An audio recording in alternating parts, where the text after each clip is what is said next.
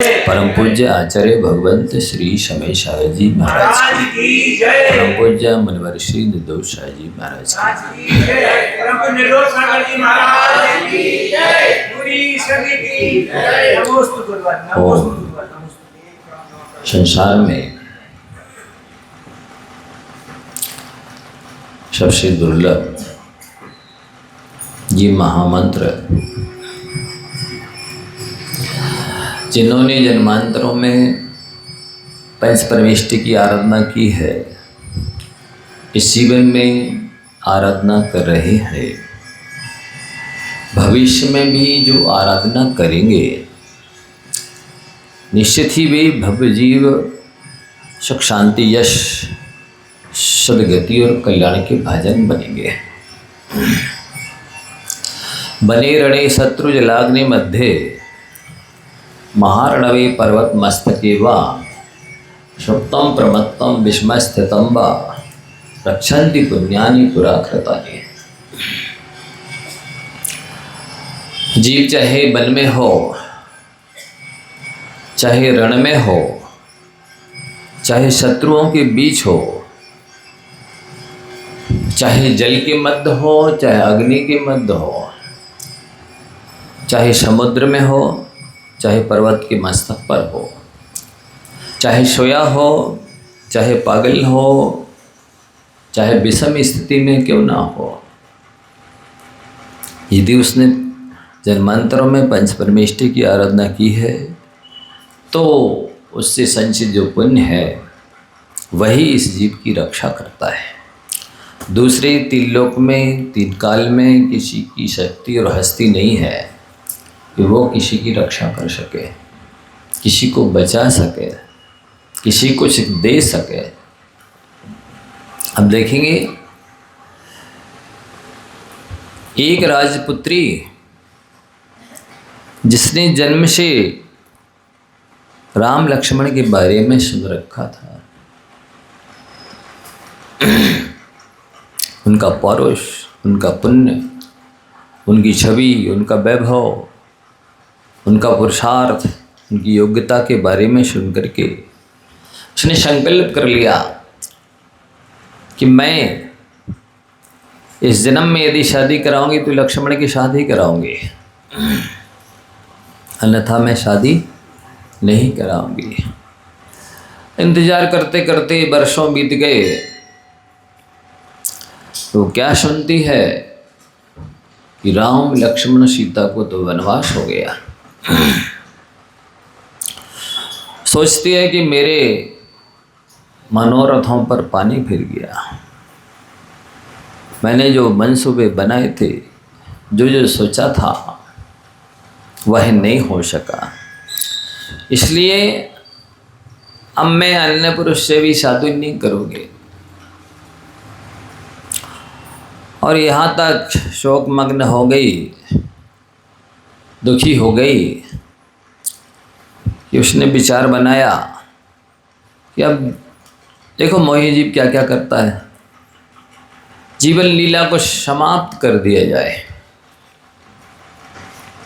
आपको केवल मंगलाचरण या महामंत्र की महिमा ही नहीं बताई जा रही, बीच बीच में बहुत कुछ बताया जा रहा है। आप जब बसरती की ध्यान से सुने, मोही जीव है, अज्ञानी है प्राणी, जो नहीं करना चाहिए वो कर डालता है, जो नहीं सोचना चाहिए वो सोच लेता है, जो नहीं बोलना चाहिए वो भी बोल देता है, कितने अनर्थ कर लेता है, बाद में ही जन्म जन्मांतरों में पश्चाताप करता रहता है। पश्चाताप ही नहीं करता, उसके फल को भी भोगता है। तो वह ऐसा उस राजपुत्री बनमाला ने ये विचार किया, निर्णय लिया कि अब हम जीवित नहीं रहेंगे, मुझे जिसके साथ शादी करानी थी वो महापुरुष जंगल में चले गए। एक दिन अपने पिता से बोलती है मुझे वन की सैर करनी है, राजपुत्री है, पिता ने कहा ठीक है, सेना को आदेश दिया, राजपुत्री वनमाला जहाँ भी जाना चाहती है उसको वहाँ की सैर करा दी जाए। हाथी पर सवारी वनमाला की, और बहुत अनेक राजा, सैनिक, सुरक्षा गार्ड, सेवक साथ में चले। बड़े ध्यान से सुनना। चलते चलते शुक्ल पक्ष था, चंद्रमा की चांदनी अपनी छटा बिखेर रही थी। बड़ा प्यारा दृश्य लग रहा था, मानो पृथ्वी ने संन्यास ले लिया हो इसलिए सफ़ेद साड़ी पहन ली हो। पूरी धरती ऐसी लग रही थी। रात हो गई, चंद्रमा पूर्ण अपनी कलाओं के साथ आकाश में शोभायमान हो रहा था। अनगिनत ग्रह नक्षत्र तारों के बीच उस शरद पूर्णिमा की चांद की महिमा ही क्या कही जाए।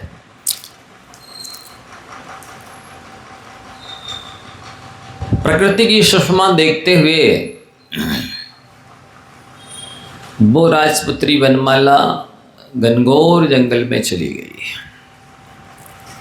बहुत दूर निकल गई। बहुत सुनसान था वहाँ। हुआ ऐसा, जब घनघोर बियावान जंगल में सवारी पहुँच गई पूरी सेना के साथ, अब राजपुत्री ने आदेश दिया कि सेना को यहीं रोक दिया जाए। सेना भी रुक गई, पूरा दलबल, सैनिक, सुरक्षा गार्ड, सेवक सबको पीछे छोड़ दिया। अकेली वनमाला, रात्रि के 12 बज रहे होंगे, आगे निकल गई। एक बड़ा ऊंचा लंबा चौड़ा सघन वृक्ष दिखा। उसके पास पहुंच करके राजपुत्री वनमाला उस वृक्ष से कहती है, हे वृक्षराज, मैंने मानस बनाया था, संकल्प किया था इस जीवन में लक्ष्मण से शादी करूंगी, लेकिन नाम लक्ष्मण सीता का वनवास हो गया है, इसलिए अब मैं जीवित नहीं रहना चाहती। और यदि कहीं से भ्रमण करते हुए राम लक्ष्मण सीता इधर आए तो तुम मेरी तरफ से संदेश उन्हें दे देना कि राजपुत्री वनमाला आपके विरह में, आपके वियोग में प्राणों का विसर्जन कर चुकी है। इस जीवन में आप मेरे पति नहीं बन पाए, अगले जन्म में आप अवश्य ही मेरे पति बने। देखिए जरा, उधर से राम लक्ष्मण सीता विहार करते हुए समीप में ही डेरा डाले हुए थे। लक्ष्मण जी ने पुष्पों की शैया बनाई पल्लव की। राम सीता को माता पिता के तुल्य मानते थे। विश्राम के लिए निवेदन किया। राम सीता विश्राम करने लगे। लक्ष्मण जी ने सोचा कि थोड़ा वन की सुषमा और देखी जाए, थोड़ा और सैर की जाए, इधर उधर भ्रमण किया जाए, थोड़ा मनोरंजन किया जाए। तो उधर से चल करके वो उसी वृक्ष की ओर आए जहाँ पर वनमाला खड़ी हुई थी, और आकर के उस वृक्ष की ओट में खड़े हो गए। उन्होंने देखा कि कोई एक नारी है, अबला है, बियावान जंगल है, घनघोर जंगल है, आधी रात का समय है, सन्नाटा छाया हुआ है। आखिर ये महिला इधर आई तो आई क्यों? देखें जरा कौतुक बस पास में आ गए, समीप में आ गए कि ये क्या क्या करती है, कहाँ जा रही है। और वो उस वृक्ष की ओट में ऐसे खड़े हुए हैं और ये सारा वनमाला का संवाद जो वृक्ष से कर रही थी उन्होंने पूरा सुन लिया। और उस वनमाले ने अपनी साड़ी को गीला किया और वृक्ष से बांधा। अब उसे फांसी लगाना थी और जैसे ही वो फांसी लगाने के लिए तैयार हुई कि लक्ष्मण जी तो वहाँ पीछे खड़े थे, उन्होंने आकर के तुरंत हाथ पकड़ लिया। अरे पगली, तो जिसके लिए मर रही है वो लक्ष्मण ये खड़ा है। तुरंत उसको ऐसा लगा कि हम कोई सपने देख रहे हैं। जंगल है, घनघोर जंगल है, बियाबान जंगल है, आधी रात है, सुनसान है। इधर वर्षों वर्षों हो गए मुझे इंतजार करते हुए, लक्ष्मण जी कहाँ से आ सकते हैं। ये बंधुओं, जिन्होंने जन्मांतरों में पंच परमेष्टि की आराधना की है, पुण्य का संचय किया है, तो वो घनघोर जंगल में चले जाएं, आधी रात में भी हो, तो वहाँ पर भी उन्हें अपने इष्ट की प्राप्ति वनमाला की तरह हो जाती है। पुण्य में ऐसी ताकत है बंधुओं, आप जो कल्पना भी नहीं कर सकते, सोच भी नहीं सकते कि जंगल में भी मेरा माना अभिलषित इष्ट वर मुझे मिल सकता है। देखिए जरा, कल्पना कीजिए कैसा लगता है। जंगल है, आधी रात है, सुनसान है, 12 बजे फांसी लगा रही हो और कोई बचाने वाला मिल जाए और इष्ट वर मिल जाए साथ में। कितनी महिमा है पुण्य की बंधुओं। आपको समझना है, यदि सुख शांति यश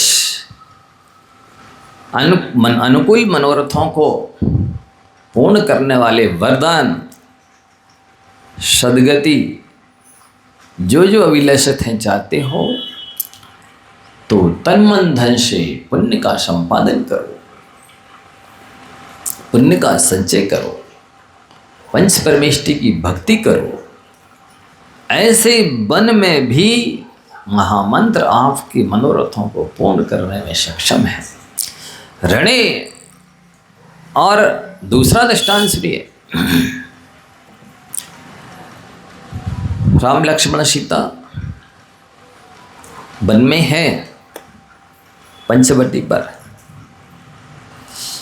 और वो आपको पहला दृष्टांत दिया था विगत दिनों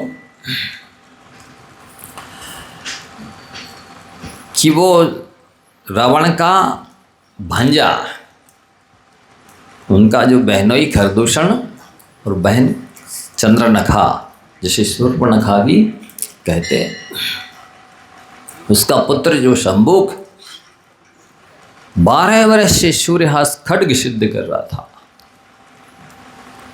देखिए जरा, जिसने एक ही स्थान पर 12 वर्ष रहा हो, ठंडी गर्मी वर्षा 4-4 महीने की 12 वर्ष तक सहन की हो, एक ही वस्त्र पहना हो, एक ही अनाज का भोजन किया हो, एक ही मंत्र की आराधना की हो, एक ही लक्ष्य रखा हो, कितने लाखों मंत्र उसने जप लिए होंगे 12 वर्ष में। एक ही काम है 24 घंटे। सोचिए कैसी जबरदस्त साधना की होगी 24 घंटे। लेकिन पाप कर्म का उदय होता है तो हाथ में आई हुई चीज भी चली जाती है। उधर वन में भटकने वाले, घूमने वाले, भ्रमण करने वाले, वन विहार करने वाले लक्ष्मण ने 9 बार नमोकार भी नहीं पढ़ा उस समय। पिछले जन्मों में तो धर्म की आराधना की है, पंच परमेष्टि की उपासना की है, वो पुण्य संचित है, सत्ता में है।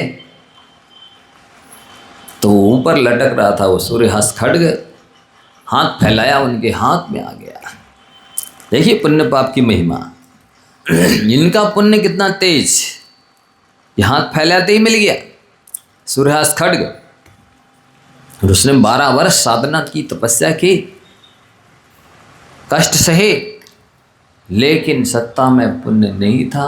जन्मांतरों में पंच परमेष्टि की आराधना नहीं की होगी तो जिस सूर्यहास खड्ग को सिद्ध किया था उसी सूर्यहास खड्ग के द्वारा उनकी गर्दन काटी गई।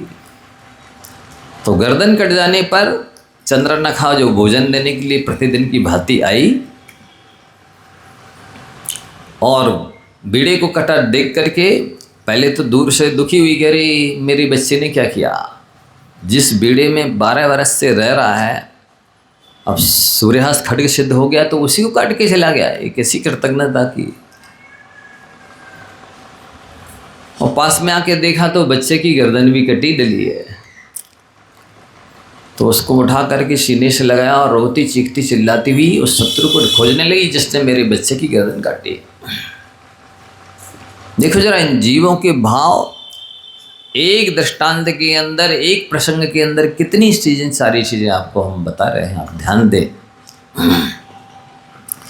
अभी बच्चे की गर्दन कट गई है तो वो दुखी हो रही है, शोक, अभी शोक में मग्न है। जैसी आगे बढ़ी और सुंदर स्वरूप राजकुमार बैठे देखे, अब शोक गोल हो गया, काम जागृत हो गया, वासना जागृत हो गई।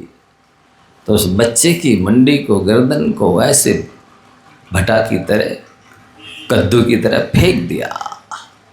देखिए जरा जीवों की दशा देखिए। माँ है माँ, कहते हैं माँ का हृदय तो माँ का होता है।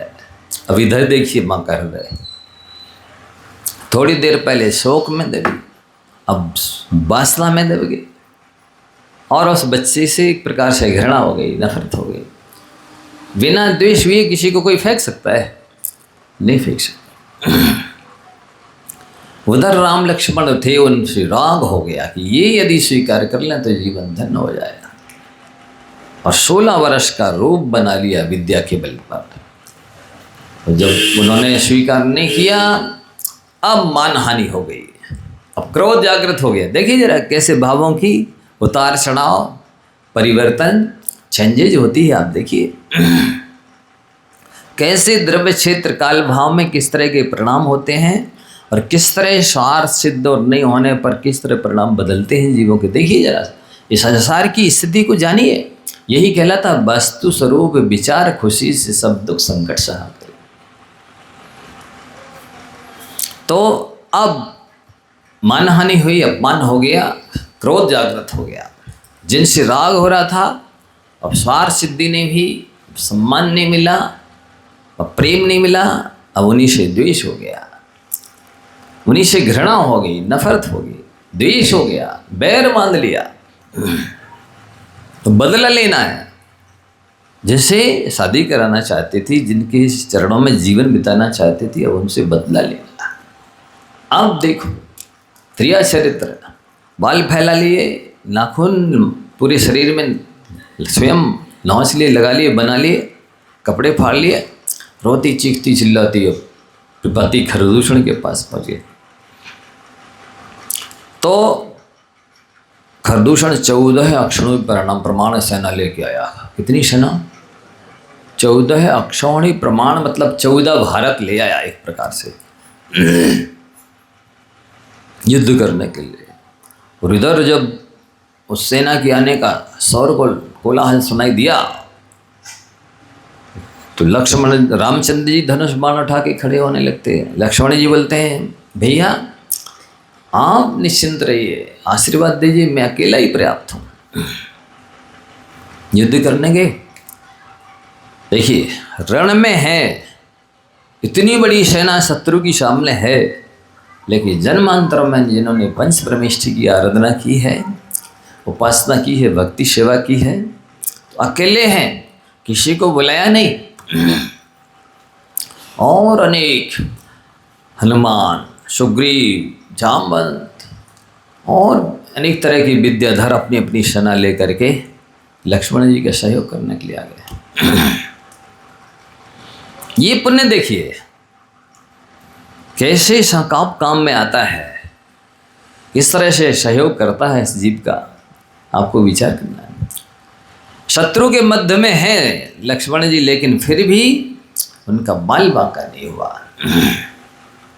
इधर जब खरदूषण इतनी बड़ी सेना के साथ भी जीतने के लिए सक्षम नहीं हुआ तो रावण को उसने खबर भेजी समाचार, आप भी आ जाइए सेना लेकर के। रावण बहनोई का सहयोग करने के लिए आ रहा था, सीता को देखा तो सब कुछ भूल गया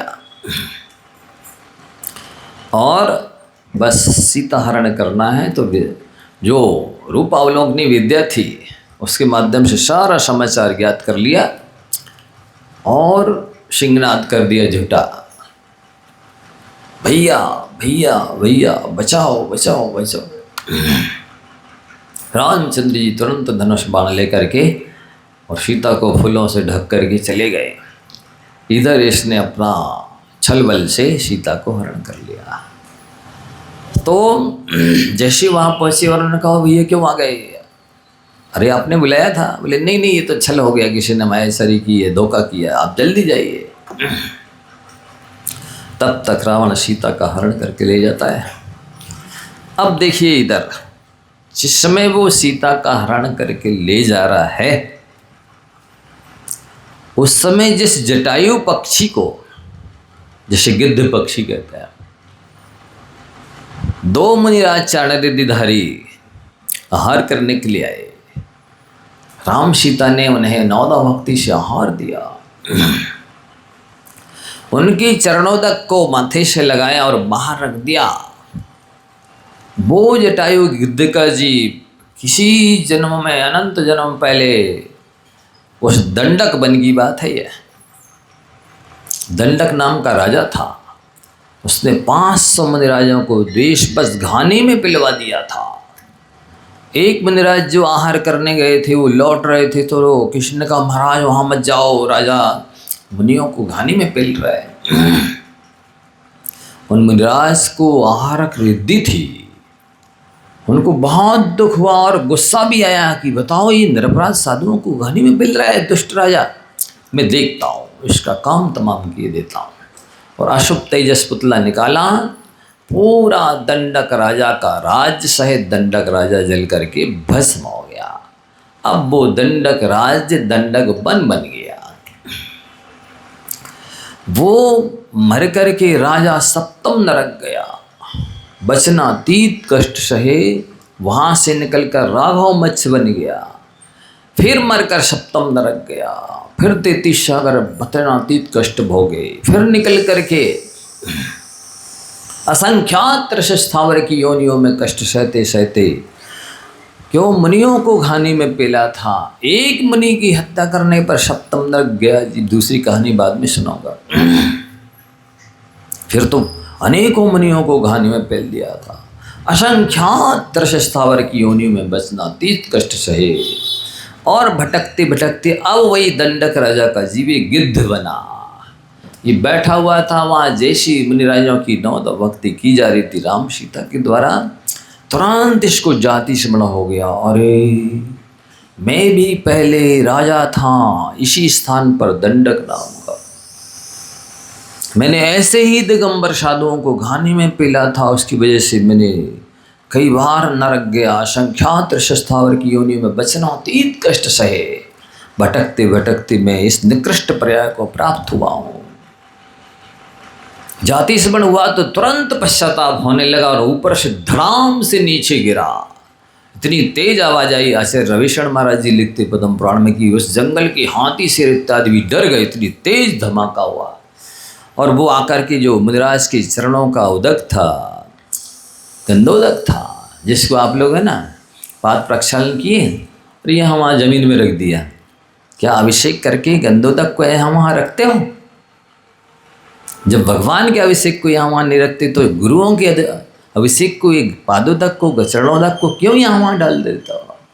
जितनी गंधोदक की अभिनय करने पर, शांति धारा के अभिषेक की गंधोदक की अभिनय करने पर पाप लगेगा, वही पाप साधु परमेष्ठी के पादोदक को यहाँ वहाँ डाल दिया, रख दिया आपने, वही पाप लगेगा। आपको जिस तरह से गंधोदक रखते हो टेबल के ऊपर विनय से, वैसे ही साधु के चरणोदक को भी रखना चाहिए, विनय से लगाना चाहिए माथे से। अरे रहने दो, अभी हाथ गंदे हो जाएंगे। अरे हाथ गंदे हो रहे कि शरीर तन मन और आत्मा पवित्र हो रही है। ऐसी श्रद्धा में ताकत हो, जैसे ही वो गिद्ध गिरा गंधोदक में, उसका सारा शरीर स्वर्णमय हो गया। ऐसे आपके रोग शोक सारे नष्ट हो सकते यदि श्रद्धा से गुरुओं के चरणोदक को लगाओ तो। मेला है ये तो मेला दिख रहा आपको, ये पवित्र है, परम ऊर्जावान है, ये अनेक रोग शोक को नष्ट करने में समर्थ है। ये गुरुओं का चरणोदक है, अभिषेक है, ये गंधोदक है। देखा तो बिल्कुल पूरा शरीर स्वर्णमय जैसा हो गया और उसके पैर एकदम मूंगा की तरह लाल लाल हो गए। सीता उसको हटाने के लिए दौड़ी, यही कैसा ढीठ पक्षी है, यहाँ क्यों आ गया ये। लकड़ी से हटाया बहुत उसको, लेकिन वो नहीं हटा। राम ने कहा बैठा रहने दो शांति से। महाराज ने अंतराय नहीं किया, गिद्ध देख गया पापी जी मांसाहारी है, इसको अंतराय कर दो, नहीं आहार किया। द्रव्य क्षेत्र काल भाव की परिस्थिति को देखा जाता है, कब कैसे क्या करना। आहार के उपरांत दोनों चार निर्दिधारी मुनिराज एक बाहर उनकी कुटिया से निकल कर के शिलातल पर विराजमान हुए, तो वो भी रंगते रंगते वहां पहुंच गया। राम सीता जाके पास में बैठे, बोले भगवान क्या बात है, ये गिद्ध पक्षी इस तरह से धड़ाम से जमीन में गिरा, आपके चरणोदक में गिरा, तो इसका शरीर इतना सुंदर हो गया और ये इसके आंखों से आंसू गिर रहे हैं, इसका अतीत क्या है।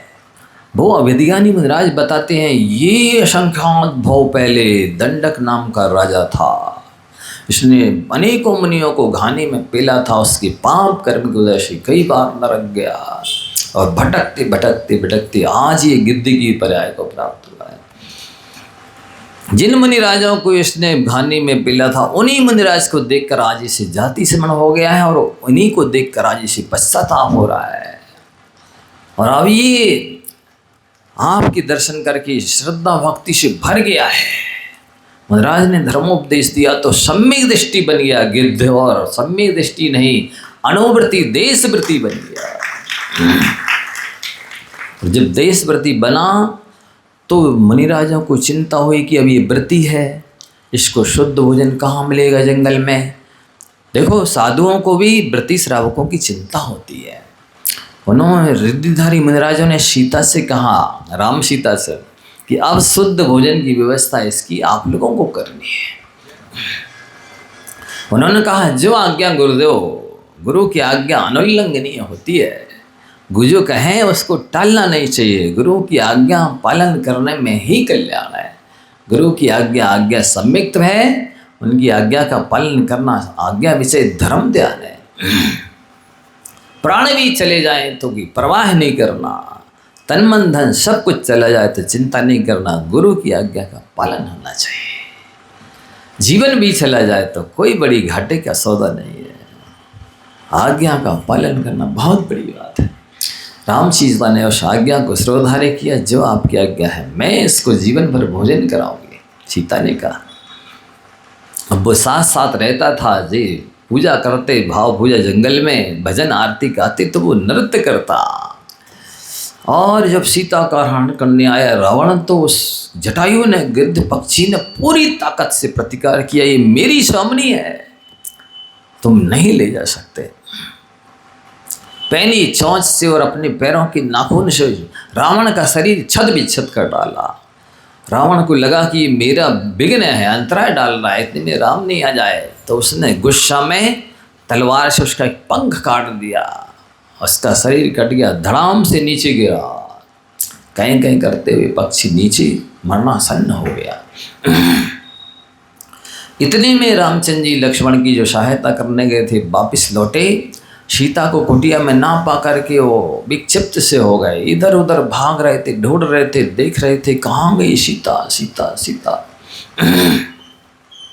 देखा कि जटायु पक्षी मरणासन्न पड़ा है, वो समझ गए कोई वैरी शत्रु हरण करके ले गया है, इसने प्रतिकार किया होगा, तो उसने इसको घायल मरणासन्न कर दिया। अब देखिए, इस जटायु पक्षी ने इस जीवन में भी राम सीता के साथ पंच परमेष्टि की आराधना की थी और जन्मांतरों में भी कभी न कभी कोई पुण्य कमाया होगा। उसके पुण्य से रामचंद्र जी उसकी समाधि कराने आ गए। नमोकार मंत्र सुनाया तो जटायु पक्षी 6वें स्वर्ग में इंद्र पद को प्राप्त हो गया, बहुत बड़े रिद्धिधारी पद को प्राप्त हो गया। ये महामंत्र इस तरह से जीवों का उद्धार करता, कहाँ तो गिद्ध की जटायु की पर्याय और कहाँ मंत्र के महामंत्र के प्रसाद से 6वें स्वर्ग में, जहाँ पर कृतांत्र भक्त सेनापति मुनि बन करके उत्पन्न हुआ है, वहीं पर ये जटायु का जीव उसी का सह मित्र वैसे ही रिद्धिधारी देव बना है।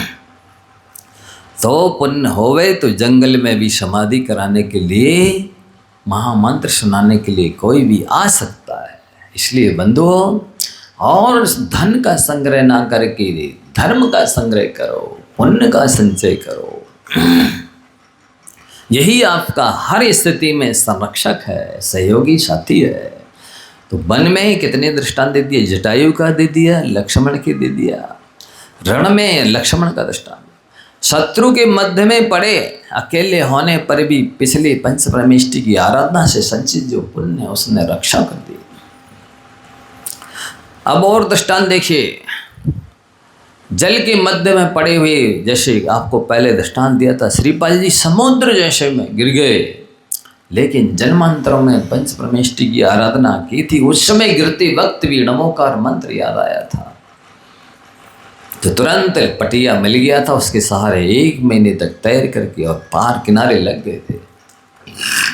और सीता का दृष्टांत तो आपको मालूम ही है, 300 हाथ लंबा चौड़ा गहरा गड्ढा जिसमें ईंधन भर दिया गया है, आग प्रज्वलित कर दी गई है। अब सीता को अग्नि परीक्षा देना है। जन्मांतरों में भी पंच परमेष्टि की आराधना की थी, इस जीवन में भी सम्यक दृष्टि थी, देवशास्त्र की अटल श्रद्धालु थी, भक्त थी, और वो पतिव्रता नारी नमोकार मंत्र बोल करके अग्नि कुंड में कूद गई। क्या हुआ आप सब जानते हैं, अग्नि बाल बांका नहीं कर सकी, जल कुंड बन गया और सिंहासन की रचना कर दी देवों ने, कमलासन पर बैठ गई और जल बढ़ता चला गया। जब लोग डूबने लगे, यहाँ तक आ गया, हे सीता मैया बचाओ बचाओ बचाओ, रक्षा करो। ऐसे जल के मध्य, अग्नि के मध्य में हो तो भी रक्षा होती है, जल के मध्य में हो तो भी रक्षा होती है। बने रड़े शत्रु जला अग्नि मध्य महारणवे, महारणव समुद्र का दृष्टांत श्रीपाल का ध्यान रखना। अब एक और दृष्टांत देता हूँ, इतना निम्न जाति का जीव चांडाल,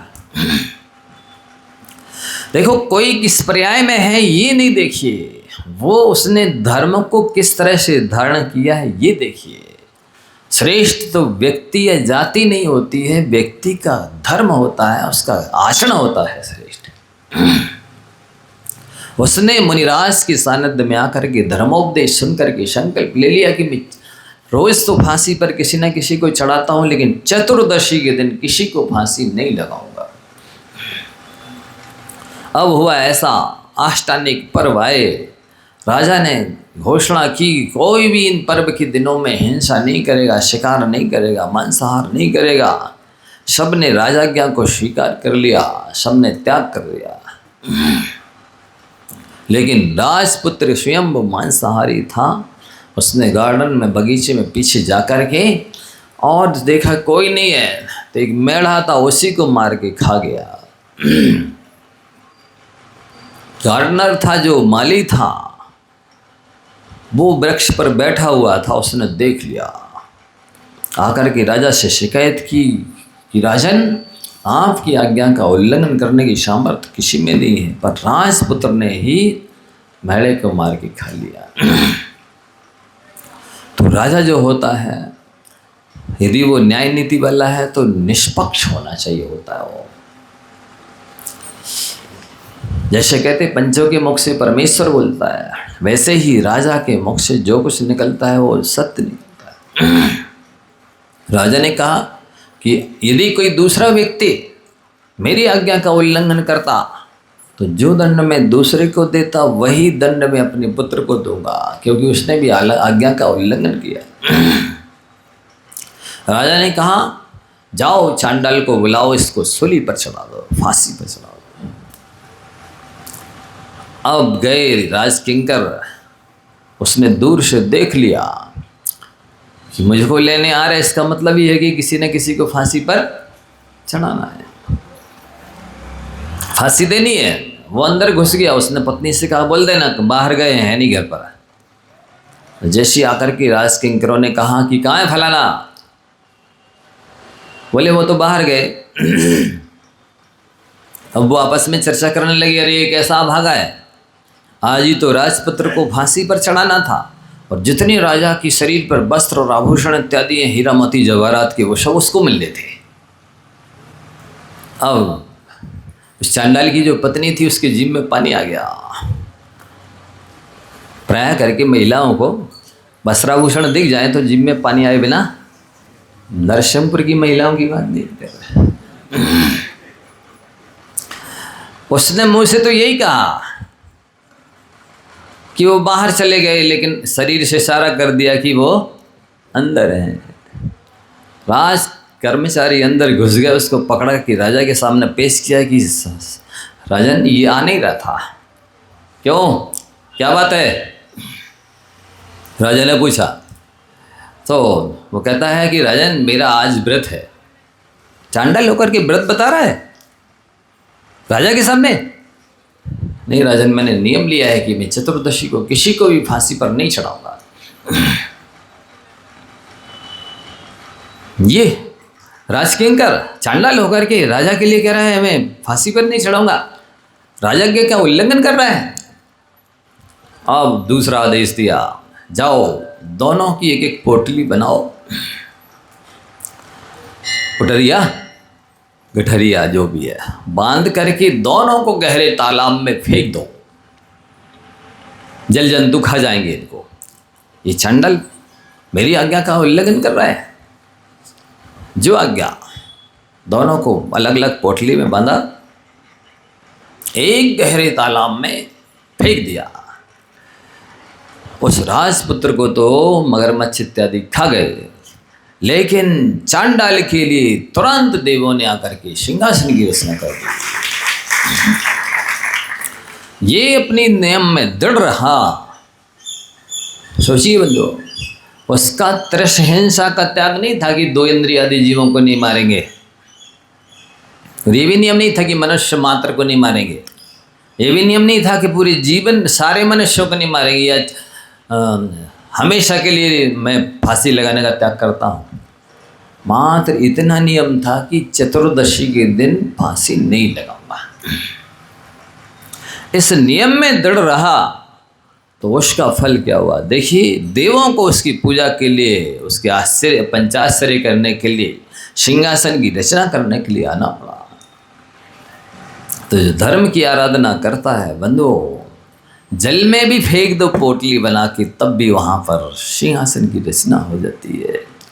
आपको महिमा समझना है धर्म की। बने रड़े शत्रु जलाग्नि मध्य, महारणवे पर्वत मस्तके वा। पर्वत के मस्तक पे भी यदि आप हैं और इस जन्म में या जन्मांतरों में पंच परमेष्टि की आराधना की है, तो वहाँ पर भी आपकी रक्षा हो जाएगी। इसका भी दृष्टांत सुनिए। राम लक्ष्मण सीता वन विहार करते हुए, भ्रमण करते करते करते वंशस्थ गिरी की ओर आए। सांझ का टाइम था, लोग सारे अपना अपना बोरिया बिस्तर लेकर के दूसरे गांव जा रहे थे। रामचंद्र जी ने पूछा किसी से कि भाई क्या बात है, आप लोग किधर जा रहे हैं शाम के टाइम। किसी व्यक्ति ने बताया, आपको महापुरुष क्या बताए, हम 3 दिन हो गए हैं रात्रि में सो नहीं पा रहे हम लोग। क्यों? बोले इस पहाड़ के ऊपर भयानक उपसर्ग होता है, घोर उपसर्ग शब्द होता है, जिससे हम लोग के कान बहरे हो जाते हैं।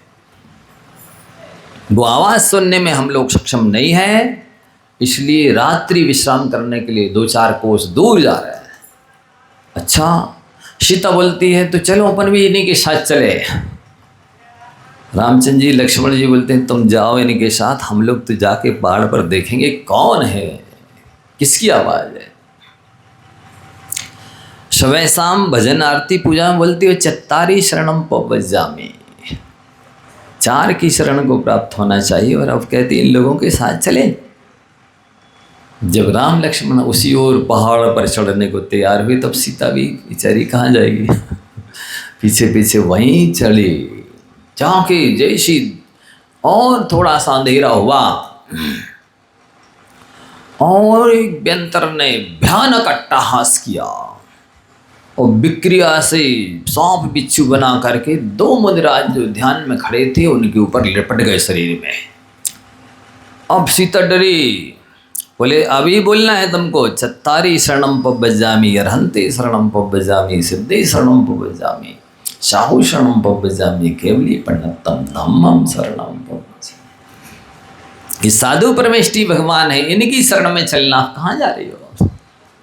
और उन्होंने हटाने की कोशिश की, उनको सांप बिच्छुओं को अलग किया। उसने पत्थर कंकर पत्थर वर्षाए, पानी वर्षाया, आंधी चलाई। और जैसे अब दोनों राम लक्ष्मण पूरी शक्ति से उसका प्रतिकार करने के लिए तैयार हुए तो उसने अपने अधिकार से जाना, अपने अधिकार से, और ये तो नारायण बलभद्र है, तो डार करके सारा उपसर्ग समेट कर भाग गया। और उसी समय दोनों मुनिराजों को केवल ज्ञान हो गया, वे थे कुलभूषण देशभूषण मुनिराज, ये कुंथगिरि पर्वत पर ध्यान में लीन थे, जिन्होंने जन्मांतरों में और इस जन्म में पंच परमेष्ठी की आराधना की है। तो पहाड़ के ऊपर भी कोई उपसर्ग दूर करने के लिए आ जाएगा। ये विश्वास कीजिए। महारणवे पर्वत मस्तकेवा सुप्तम, सो रहे हैं आप जो चिंता में लीन रहते हैं और अहंकार भी धारण करते हैं कि मैंने इसको पाला पोसा है, पढ़ाया लिखाया, ये मकान दुकान मैंने बनाए हैं, कि अहंकार धारण करते हैं और चिंता भी करते हैं इनका क्या होगा, इनका क्या होगा। सुन लो, एक बालक पालने में सो रहा है और माता पानी भरने चली गई। एक बड़ा काला नाग आया उस बालक को काटने के लिए। उसी घर में नेवला पला था, उसने आकर के सर्प को टुकड़े टुकड़े कर दिए। बच्चा जो का तुम गहरी नींद में सो रहा है। जैसी माँ पानी भर के आई तो न्योला दरवाजे पर बैठा हुआ था, अपनी मालिकिन को इंतजार कर रहा था, देख रहा था। वो उसको ये बताना था कि देखो मैंने अपने शिशु, अपने भाई की, अपने मालिकिन के बेटे की रक्षा कर ली है। इस बात को लेकर वो प्रसन्न बैठा था। उधर मालिकिन आई, पानी भर के, देखो अरे इसके मुंह में तो खून लग रहा है, इसके हाथ में खून लग रहा है, इसने मेरे बच्चे को मार के खा लिया। और कुछ आओ देखा ना ताओ, कुछ भी नहीं सोचा और वो घड़ा पटक दिया न्योला के ऊपर। मर गया बेचारा न्योला। तुरंत अंदर आकर देखती है बच्चा तो गहरी नींद में सो रहा है। किसने की इस बच्चे की रक्षा? ये है उसका पुण्य। किसने मार डाला उस न्योले को? ये है उसका पाप। आप समझिए बंधुओं, पुण्य और पाप की महिमा, पुण्य और पाप की शक्ति, पुण्य और पाप की हस्ती। इसलिए यदि सुखी रहना चाहते हो, सुखी होना चाहते हो, तो जैसे मने तन से, मन से, धन से, किसी भी रूप में नौकोटी से अच्छे कामों को करिए, कराइए, उनकी अनुमोदना कीजिए। और दुख इष्ट नहीं है, पाप इष्ट नहीं है। आपको पाप से डरना चाहिए, क्योंकि पाप से अशुभ कर्मों का बंध होता है, अशुभ कर्मों से दुख होता है। इसलिए यदि दुख नहीं चाहते हो, दुर्गति नहीं चाहते हो, अभाव में नहीं रहना चाहते हो, तो पाप से डरो। भले किसी से ना डरना, लेकिन पाप से अवश्य डरना। यदि पाप से डरते रहे और पुण्य कमाते रहे, बस फिर तीसरे व्यक्ति की आवश्यकता नहीं, आपको तीसरी वस्तु की जरूरत नहीं है। तो सुप्त अवस्था में यदि कोई सुरक्षा गार्ड है, सुरक्षा कवच है, रक्षक कोई है तो वो है पुण्य। इस दृष्टांत से आप समझ सकते हैं। प्रमत्त अवस्था में हैं आप, पागल हैं कि नशे में हैं, इस अवस्था में भी यदि जन्मांतरों में पंच परमेष्टि की भक्ति पूजा सेवा की है, आराधना की है, उस समय का प्रसंग है पद्म पुराण का, जैन रामायण का। रामचंद्र जी लक्ष्मण जी का अंत हो गया, जीवन का अंत हो गया, लेकिन रामचंद्र जी तो मोह में गाफिल थे। मेरा भैया तो सोया है, मरा नहीं है, वो कंधे पर टांग करके घूम रहे थे। अब जो उनके बैरी थे, शंबुक वगैरह, लक्ष्मण का शंबुक तो बैरी बन गया ना, उसको मार डाला था खड्गहास, सूर्यहास खड्ग से। तो अब लक्ष्मण ने रावण को भी मारा था। तो ये अब सोचते हैं रामचंद्र जी तो गाफिल हैं, मोह में भूले हैं, अयोध्या को छोड़े हुए ही हैं, अब जाकर के अपना बदला लेना चाहिए। तो इधर ये परेशान करने के लिए आ रहे थे, अयोध्या पर चढ़ाई कर रहे थे और अनेक तरह से उपद्रव कर रहे थे। उधर वो जटायु का जीव जो छठवें स्वर्ग में रिद्धिधारी देव बन चुका था, और कृतांत सेनापति का जीव जो प्रधान देव बन चुका था, अपनी अवधि ज्ञान से विचार करते हैं, मेरे उपकारी गुरु स्वामी रामचंद्र जी इस समय कष्ट में है और ये शंभुक इत्यादि इनसे बदला लेने के लिए आए, इस समय परेशान करने के लिए आए। वैसे तो वो कष्ट में पड़े और ये और परेशान करने आए। तुरंत स्वर्ग से वो जटायु और कृतांत वक्त के जीव से चर्चा करते हैं, सलाह करते और तुरंत नीचे आते हैं। एक तो शंभुक के जीव को खदेड़ता है और दूसरा वहां जाकर के रामचंद्र जी को सावधान करता है। क्या करता है? ये सतर्क सजग हो जाएं, सावधान हो जाएं, समझ जाएं कि अब लक्ष्मण जी का जीवन समाप्त हो चुका है, इनका दाह संस्कार करे। तो वो पत्थर के ऊपर खेती करने लगता है। रामचंद्र जी कहते हैं, तुम कैसे मूर्ख हो, पत्थर के ऊपर खेती होती है? कहते आप कैसे मूर्ख हैं, मुर्दे में कभी जान आती दोबारा? फिर वो पानी बिलोने लगता आगे जा करके। कहते कैसे मूर्ख हो, पानी में कभी कोई नवनीत मक्खन घी निकला है? आप कैसे मूर्ख हैं, कोई मरा हुआ जीव कभी जिंदा हुआ है? ऐसे कई उन्होंने प्रसंग उपस्थित किए। वो कृतांत वक्त का जीव था, इन्हें सचेत करना चाहता था। अंत में इनको होश आया कि अरे लक्ष्मण जी तो समाप्त हो चुके हैं। तो हमारा आपसे कहना है कि रामचंद्र जी गाफिल थे, उन्मत्त हो रहे थे, पागल हो जैसे हो रहे थे उस समय भी, लेकिन जन्मांतरों में और इस जीवन में पंच परमेष्टि की आराधना की थी, तो वो देव लोग इनका सहयोग करने के लिए, हेल्प मदद करने के लिए आ गए। प्रमत्त अवस्था में भी रक्षा करने वाला कोई है तो पंच परमेष्टि की आराधना से संचित पुण्य है। स्वप्तम प्रमत्तम विषम स्थितम व, विषम स्थिति में हैं आप स्वयं प्रतिकार करने में सक्षम नहीं है, शत्रु से बदला लेने में सक्षम नहीं है, लेकिन यदि जन्मांतरों में या इस जन्म में पंच परमेष्टि की आराधना की है तो उस विषम स्थिति में भी रक्षा हो जाएगी। वृक्ष के ऊपर आप बैठे हैं, वहाँ सो रहे हैं तो वहाँ भी सुरक्षित रह जाएंगे, और पहाड़ के ऊपर सो रहे हैं तो वहाँ भी सुरक्षित। कैसे भी विषम स्थिति हो, कोई रक्षा करना, इसलिए निश्चिंत रहना चाहिए और ना ही संकलेश करना, ना अहंकार करना कि मेरा क्या होगा, इनका क्या होगा। एक चिंता भी नहीं करना है और अहंकार भी धारण नहीं करना कि मैंने पाला पोसा है। व्यक्ति का जीव का पुण्य ही उसका पालनहार है सच्चा, वही पालक है, वही मैनेजर है, वही सुरक्षा गार्ड है। वही व्यवस्थापक है, वही सबसे बड़ा गुरु है। कौन? पंच परमेष्टि की आराधना से संचित किया हुआ पुण्य। समय हो गया है, अभी और भी काफ़ी बातें आपसे करनी है, समय जल्दी हो जाता है। तो जिसने अभी भी नियम ना लिया हो 1 लाख माला का, तो अभी भी लेकर के आप आराधना शुरू कर देवे। मेरी ना मान तो भगवान की मान लें, जिनवाणी की मान लें, किसी ना किसी की मान लें, आपका उद्धार हो जाएगा। किसी को कुछ पूछना है?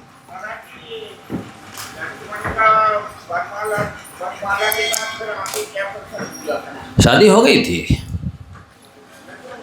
हाँ। किसने कहा? कोई नारायण एक पत्नी व्रत के धारी होते हैं, उनकी तो 16-18 हजार 8 हजार रानियाँ थी, 16 हजार रानियाँ थी। किसने कहा एक पत्नी व्रत? हाँ हाँ। चारित्र मोहिनी के तीव्र कर्मोदय में ऐसा होता है। दर्शन मोहिनी का उदय तो नहीं था, लेकिन चारित्र मोहिनी कर्म का उदय उनको पागल या उन्मत्त जैसे बनाया हुआ था। उसमें इतनी ताकत है, अप्रत्याख्याना बड़े कसा भी ऐसा करा सकती है। हाँ हाँ। कुलभूषण देशभूषण जा वाणी के ज्ञान ते